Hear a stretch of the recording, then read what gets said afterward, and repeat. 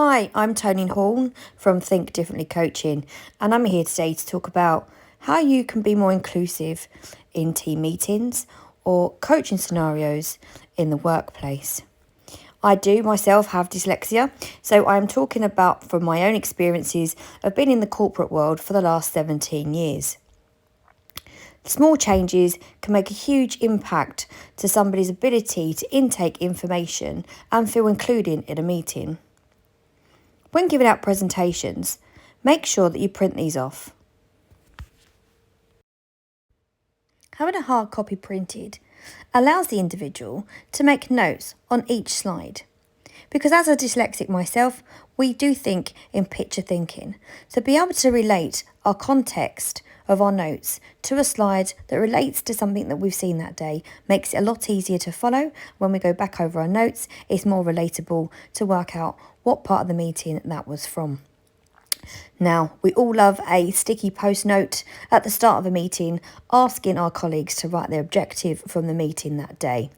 I myself know that anything that I would have written down on that sticky note that was visible for everybody to see wouldn't have been my objective. It would have purely been something I could spell correctly. Do away with a post-it note. If it's important to have an objective for the employee, make sure that they can email this to you prior to the meeting. This way they can use their assistive technology or dictation software to write exactly what it is that they want to achieve from that day.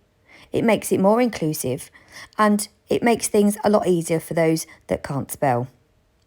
Throughout the day, make sure there's lots of breaks. We do know that now that meetings sometimes can be virtual, we tend to not put as many breaks in. This allows our mind to be free and have a bit of a break from what we see.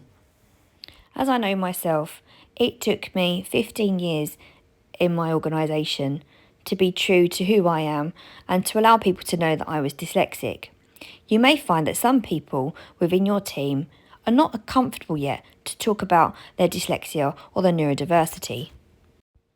Talking from my own personal experience, the breakout sessions and the flip chart and that dreaded marker pen used to cause me anxiety, and you'll find that anybody within your teams that are not comfortable yet about disclosing their neurodiversity may have some anxiety when the team breakouts come and make their excuses to leave the room so they're not left holding the pen.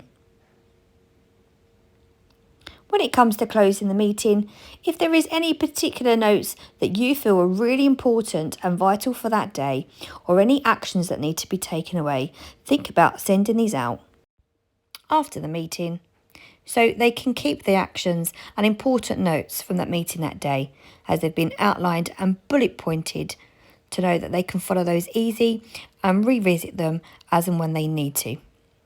You've been listening to Tony Horn of Tips of Meetings and Coaching Sessions. Thank you.